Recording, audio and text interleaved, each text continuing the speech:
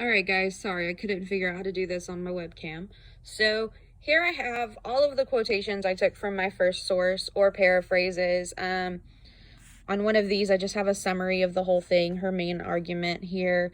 These are all things that I thought would be important for a paper. You can see I got a lot less from my second source. My third source, I had a couple of things, and my fourth source, I had quite a few from it.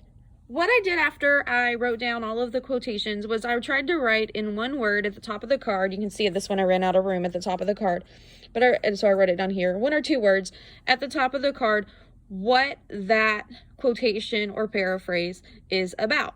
And so let me show you guys why I do that. I am a kinesthetic learner, and so for me, doing this hands-on activity is really, really important. Gosh, I wish I had a GoPro, huh? That would make this easier. You guys see this one says negative at the top. So it's something like people saying something negative about teachers. So I'm going to put that there. This one also says negative. These two, they also say negative. Even though they're from a different source, I'm still going to put them together with these. So all of these that say negative are together. These three all say important.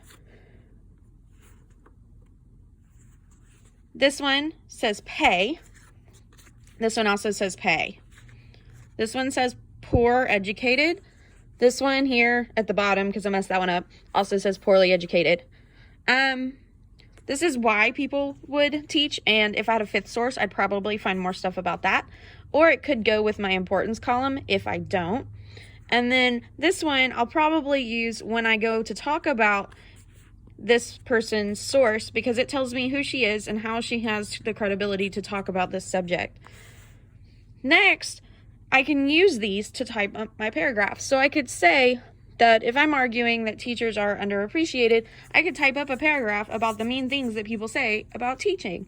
And I could type up a paragraph about how they're underpaid. I could type up a paragraph about how people think that many teachers are poorly educated. But I could also type up paragraphs about why people become teachers in the first place and why they're really important and probably ought to be more appreciated, and, if I do say so myself, paid a little bit more. So I want you guys to try this with your own research. So if you don't have note cards, like I said before, cut up pieces of paper and try to deal them out like they're cards. Which ones go together?